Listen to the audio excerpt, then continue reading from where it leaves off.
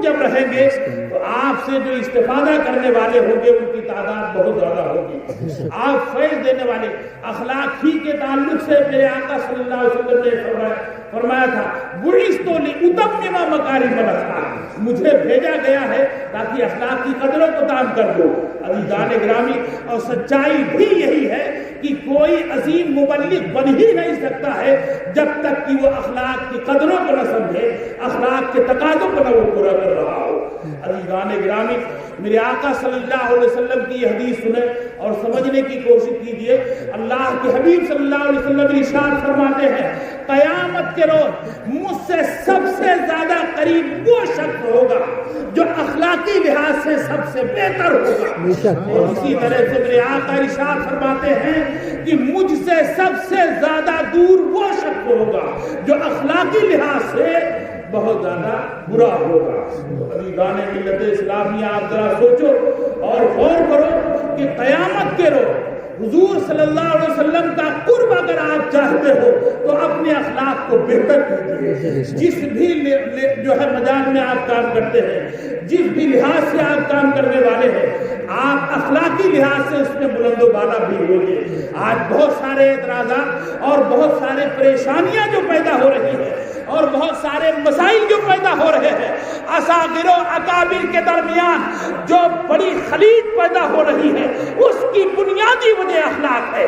طلباء اساتذہ کے درمیان جو آج خلیجیں جو ہے بنی ہوئی ہے، اس کی بنیادی وجہ اخلاق کی کمزوری ہے.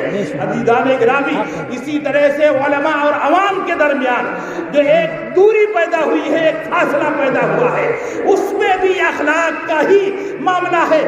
آج اگر ہمارے اخلاق صحیح ہوتے، درست ہوتے، اپنے منصب و عہدہ کے لحاظ سے ہمارے اخلاق اگر درست ہوتے تو ہمارے اور عوام کے درمیان فاصلے نہیں ہوتے، اساتذہ طلبہ کے درمیان فاصلے نہیں ہوتے، اصاغر و اکابر کے درمیان فاصلے نہیں ہوتے. عزیزان ملت اسلامیہ، حضرت قادری صاحب قبلہ ممدد اللہ النورانی، حضرت قادری صاحب علیہ الرحمہ کی زندگی کو میں نے جو دیکھا ہے، سب سے عظیم خوبی جو میں نے پائی ہے وہ یہ کہ اخلاق کے لحاظ سے حضرت کا قد اتنا اونچا تھا کہ بڑوں کے قد ان کے سامنے بونے نظر آتے تھے. عزیزان ملت اسلامیہ، میں نے اپنی آنکھوں سے طالب علمی میں بھی دیکھا اور دوران تدریس بھی دیکھا کہ جو بھی جامعہ مٹہنا آتے تھے ان میں سے 90% ایسے ہوتے تھے جو حضرت قادری صاحب سے ملنے کے لیے آیا کرتے. اور عزیزان گرامی، یہی وجہ ہے کہ آپ کا جو کام رہا وہ صرف مدرسے کے گراؤنڈ ہی میں محدود نہیں رہا، بلکہ آپ کا کام بڑے دور دیہاتوں میں تک پہنچا ہوا تھا.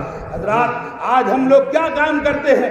مدرسے کا جو ٹائم ہوتا ہے 8 بجے پہنچ گئے، 8 بجنے میں 5 منٹ 10 منٹ پہلے بہت اچھے اور بہت ہی اچھے قسم کی ملازمت کرنے والے کرتے ہیں. لیکن حضور قادری صاحب کا معاملہ یہ تھا، آدھا گھنٹہ پہلے پہنچتے تھے اور کبھی بہت کم ایسا ہوتا تھا کہ مغرب کے پہلے آپ مدرسے سے نکلا کرتے تھے.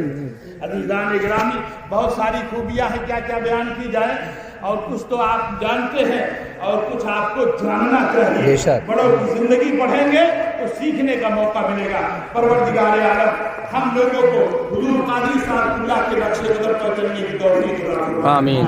ان کی ہی طرح کردار اپنانے کی ہمیں توفیق عطا فرمائے اور ان کے فیوز و برکات سے ہم سب کو مالا مال فرمائے. آمین. آمین. آمین. و علیہ السلام.